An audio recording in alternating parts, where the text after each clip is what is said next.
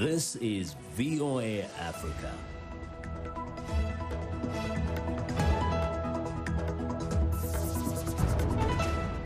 Hello, I'm Esther Githui-Ewart. It's Friday, September 4th. This is Africa 54.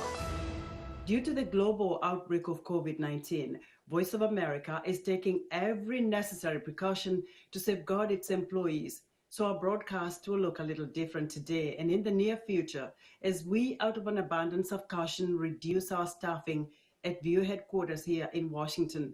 We're working to help keep you informed about what's going on, and we appreciate you staying with us on Africa 54. The chief of Africa's Centers for Disease Control is urging global participation in an initiative to fairly distribute vaccines against COVID-19. But a major world power is not planning to participate in the proposal. Angela Okumadu has the details.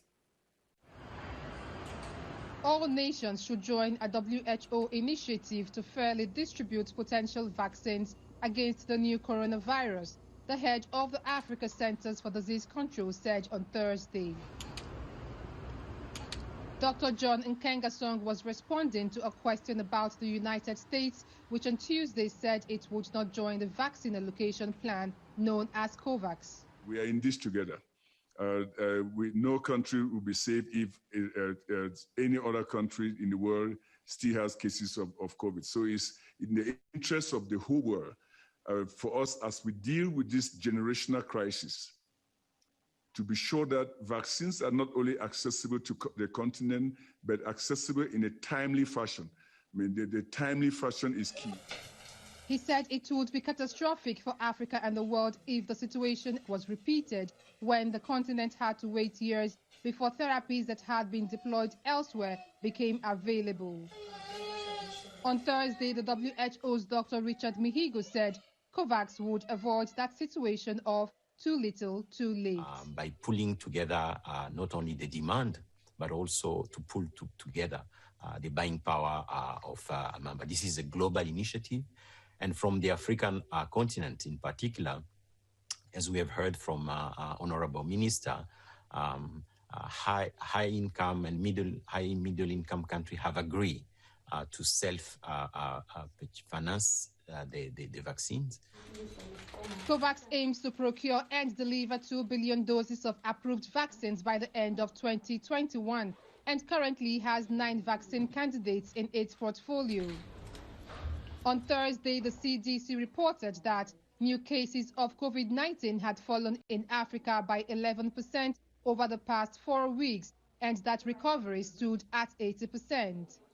But Nkengasong warned that it's too early for the continent to declare victory against the pandemic. Angela Okumadu of Reuters with that report. A Nigerian biotechnologist claims to have an herbal treatment for COVID-19 that is more potent than a popular but unproven similar tonic made in Madagascar. However, medical authorities caution that plant-based medicines must be tested before use, or else they can do more harm than good. Ifyok Itang reports from Jos, Nigeria. Madagascar touted its herbal drink for the Artemisia plant, an anti-malarial to cure the coronavirus, despite having no scientific proof. Hoping the plant-based treatment led countries from Tanzania to Liberia to import the brew and to also develop their own. Nigerian biotechnologist Innocent Ogbonna claims he has created more potent herbal treatments from the plant. Now, the Artemisia annua in Madagascar has an artemisinin content of 1.1%. Ours has 4.8%. You can see the difference. As with Madagascar's, Ogbonna's team of researchers claim their herbal cocktails have assisted COVID-19 patients to recover from the virus. But medical authorities caution that testing is needed before using herbs to treat COVID-19. It is a fact that herbal remedies are available and could be effective in the management of COVID, but it is important that before they are deployed for such purposes, they should undergo the elaborate trials to validate whether they are functional or not, because you are dealing with human lives. The World Health Organization says 80% of Africans regularly use herbal medicine, including Nigeria, where plant-based treatments have been used for generations. But the WHO warns that using unproven COVID-19 remedies can do more harm than good. And experts stress there is no effective herbal treatment for the virus, let alone a cure, plant-based or otherwise. For now, there is no cure for COVID-19, but in terms of management of patients that are infected with COVID-19, most especially those that have severe symptoms, we understand the disease better than where we started, and then we can better, handle those diseases. Until a proven vaccine is found, the Nigerian Center for Disease Control says the best form of prevention is to maintain social distancing, wear a mask, and wash your hands regularly. Ifyok Etang for VOA News, Jos, Nigeria. South Africa remains among the countries hardest hit by the coronavirus pandemic, and with recession-battered consumers keeping a close eye on their money, many in the tourism sector foresee an uphill battle. Olivia Chan explains. The V&A waterfront in Cape Town is normally filled with tourists from around the world. But since governments closed borders and lockdown remains in place, only local customers are coming in small numbers. South Africa is one of the world's iconic long-haul travel destinations, making tourism a pillar of the economy. Last year, it welcomed over 10 million international visitors. The industry was projecting total tourist spending to reach over $16 million in 2020. Now the sector is expected to lose 75% of that projected revenue. This is Lisa Goosen, CEO of Tinswalo, which operates high-end hotels across the country. The closing of our borders has impacted us because 70% of our tourists are international, especially in the Safari Lodge properties. So at this point, those properties are not being booked at all. With South Africans now permitted to travel between provinces for the first time since March, tourist-focused businesses are pivoting to domestic travelers. Tinswalo, for example, has slashed prices by half for staycation deals at its 5-star hotels in a bid for the business to stay afloat. Reuters' Olivia Chan reporting. About 1/3 of the New York City's 240,000 small businesses may never reopen after the coronavirus pandemic is over, according to a report by the business group Partnership for New York. Among them are small businesses owned by women. Nina Vishneva spoke with female entrepreneurs about their efforts to survive in this report narrated by Anna Rice. Maya Aquaviva hasn't been here since her restaurant was forced to close in March due to the pandemic. For over 7 years, this has been like a second home to her.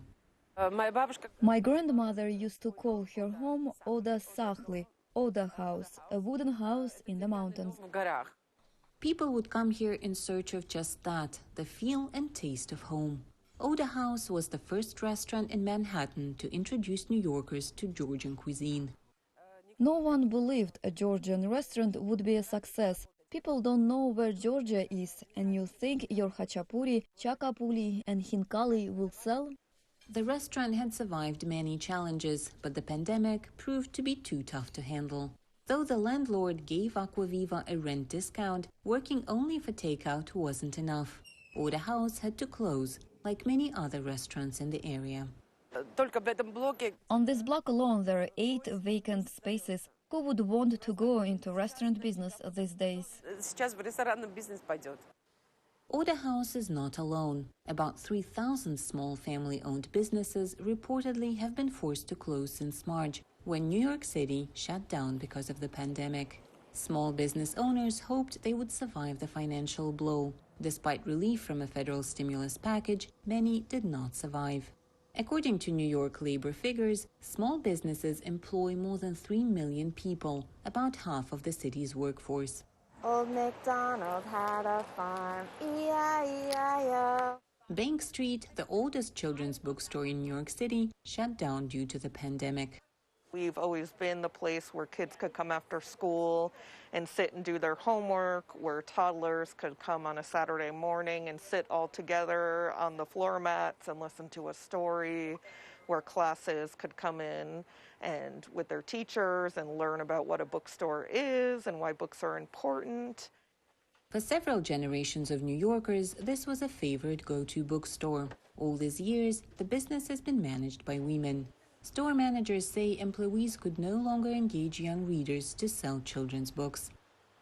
Now we're finding that customers who are ordering books from us to be shipped are saying, we don't live in the city, we left in the beginning of this and we're not coming back. Lalita Kamut hopes she won't have to leave. After 3 decades selling perfume in her Manhattan store, she says demand has dropped since the pandemic began. What happened is, the sale is really went down 90%. And so far, no one coming in. It's only like maybe one person a day, and sometimes nobody. Kamut says without help from the city, her store probably won't make it. Meanwhile, she's hoping a safe and reliable vaccine will come in time to save New Yorkers and businesses like hers. Fanina Vishneva in New York, Anna Rice, VOA News. Ivory Coast President Alassane Ouattara is meeting on Friday with French President Emmanuel Macron in Paris to discuss Ouattara's controversial decision to seek a third term in the October 31st election. The Ivory Coast opposition says Ouattara's move is unconstitutional and could destabilize the country. Ouattara says his second term was really his first term because there were changes made to the 2016 constitution that make it possible for him to run again. His decision has triggered violent protests by the opposition. Ouattara and Macron are also likely to discuss the crisis in neighboring Mali, where the military overthrew President Boubacar Keïta on August 18th. A bizarre knife attack is under investigation in Nigeria after a man allegedly attempted to kill a woman. Police say the 41-year-old man stabbed the victim in the stomach Thursday inside a motel in Orumba South in south-central Nigeria before attempting to cut off one of her breasts for alleged ritual purposes. A motel manager came to the woman's rescue after hearing her cry out. The victim was treated at a local hospital, but her condition is not known at this time. The perpetrator was also treated at the hospital after he was attacked by a group of bystanders, apparently angered over his alleged attack. We would like to hear what you think about Africa 54. Join the discussion on Facebook. The address is Africa 54. We're also streaming our broadcast live on Facebook. Please watch and share our show with your friends. Also check out our headlines 24/7 on voaafrica.com. Still to come, Malawian street musicians climb the global stage, performing on some of the world's biggest music festivals. We'll be right back.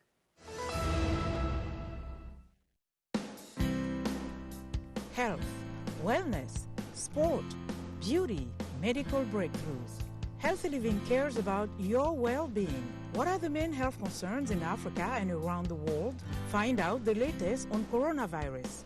Connect with our experts and ask them questions. How long does the virus stay? Join me, Lino Khmudu, in Washington, every week on Healthy Living, right here on VOA.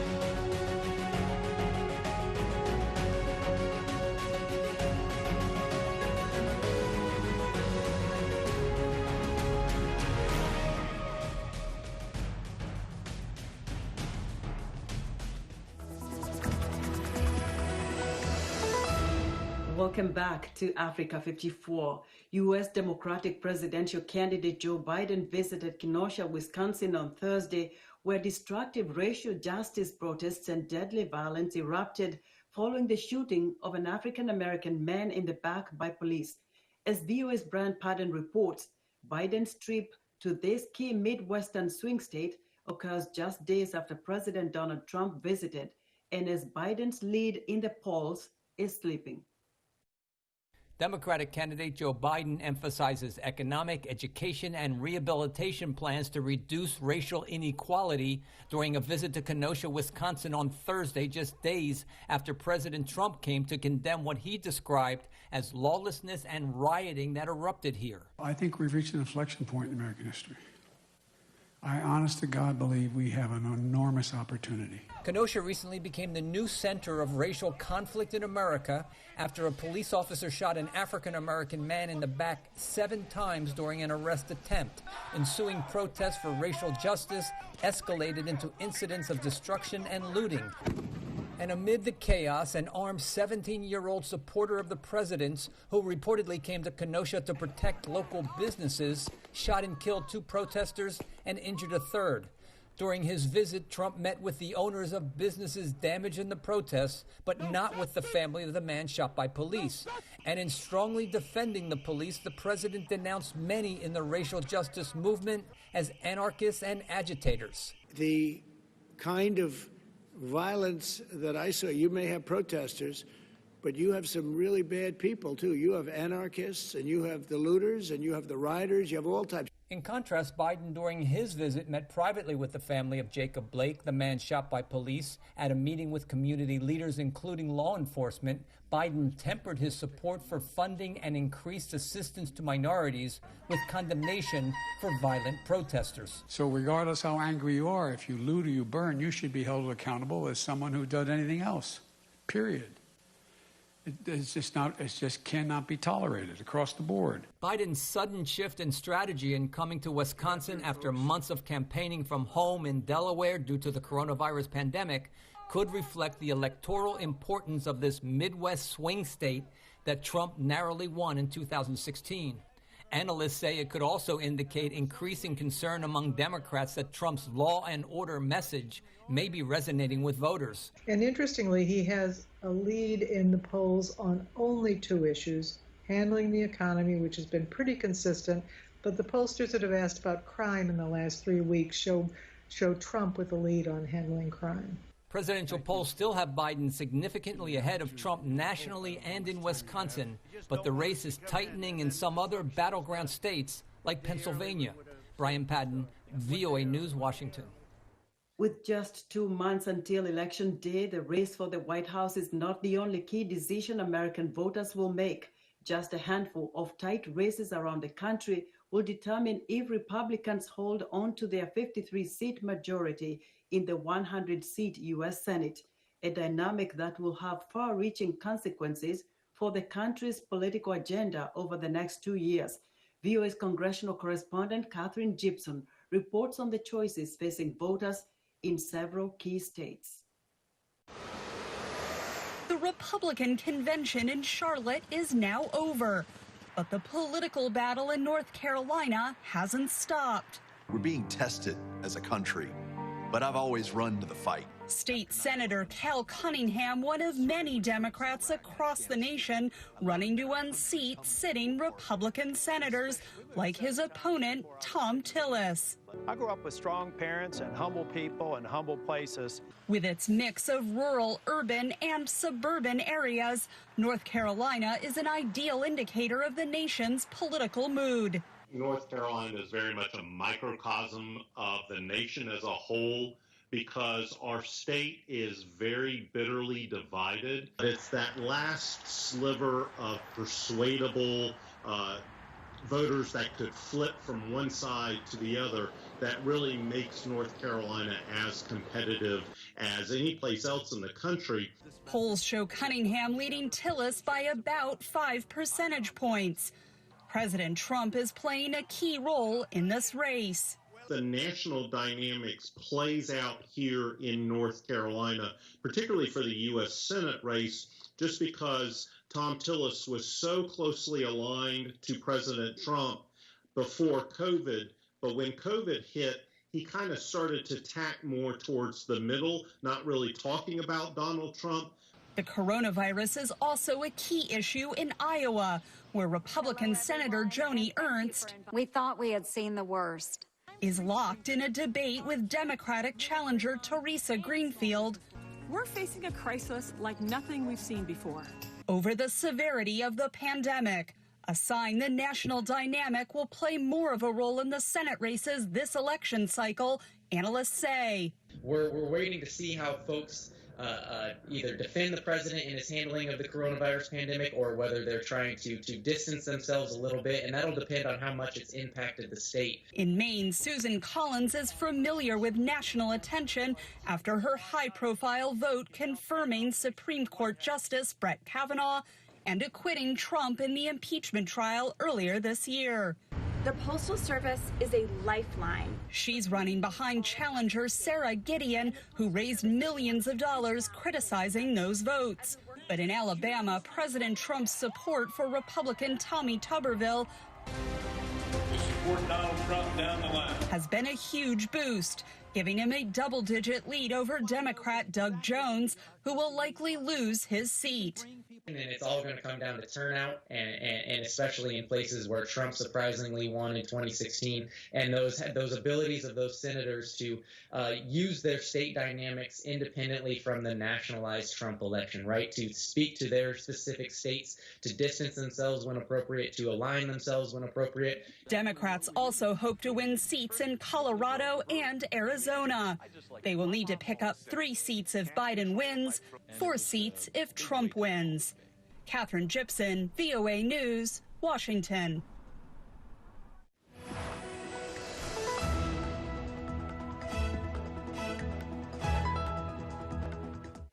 In our weekly entertainment report, in recent years, 2 street musicians from Malawi, Yobu Maligwa and Yosefe Kalekeni, have risen up from busking in Lilongwe to crashing show-stopping performances on some of the world's biggest music festivals.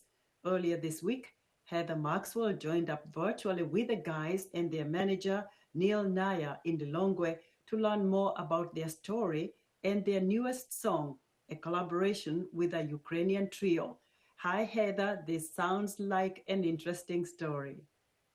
Yes, that's right, Esther. I have the Malawian band Madalitsu Band with me all the way from Malawi. So July 24th, the band released the visuals to a new single, and the single is a collaboration with Ukrainian trio Tik2.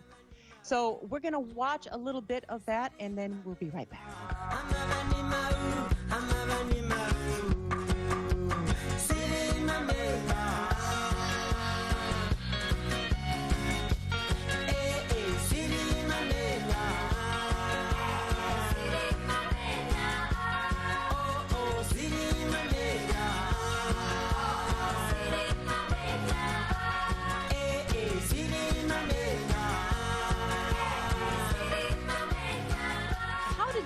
Tik2. And we just got a Facebook from a guy called Lesik in Ukraine. He said, it was a nice email. We love your music of Madalitsu. I play you when I go and DJ. It's lockdown. It's crazy. What about if we do an online collaboration? We'd never been to Ukraine. We've never played in Ukraine, but somehow he'd heard of the band, and that was it.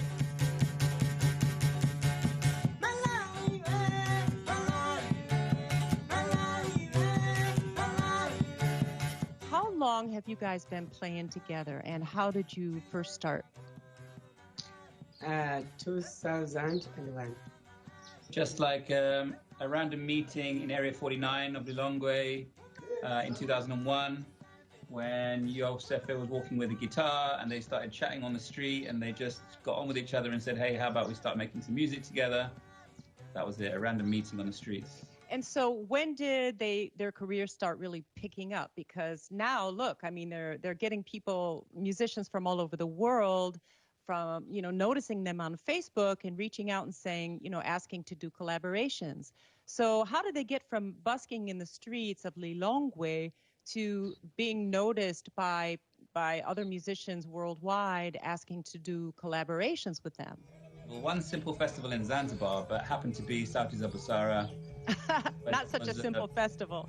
Yeah, there was a booker for Roskilde Festival in the audience. There was BBC in the audience. There was a record label in Switzerland in the audience. And these guys was their first time to play outside Malawi, but all of a sudden people just came and asked us like, hey, have these guys been in Europe? How, we'd like to book them. And then it just started like that. And then the first tour was 2 weeks. The next one was 5 weeks, then 9 weeks. So they just had such a great impact. Then it sort of started picking up like that. What culture are you representing exactly? I mean, Malawi, of course, but is there something more specific?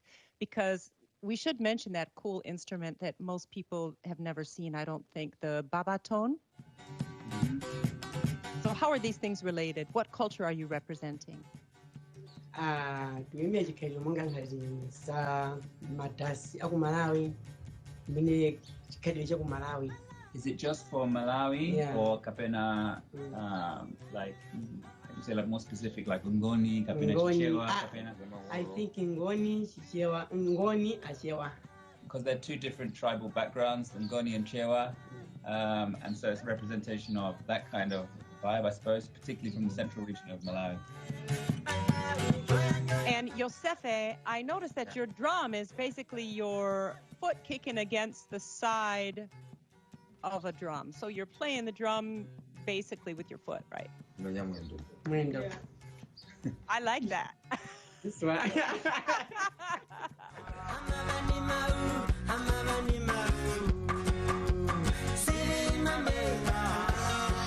All of Malawi, I've never seen anybody else play the drum like that, right? Modalitsu Band and Neil Nayar, they're in Lilongwe, Malawi. Thank you so much for joining me, and I wish you the best of luck.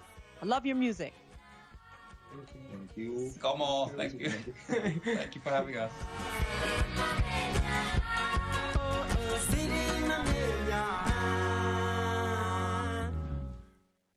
That was Heather Maxwell, host of VOA's Music Time in Africa radio program. And that's our show for today. Be sure to watch Africa 54 on our website at voaafrica.com. From all of us here in Washington, have a great weekend.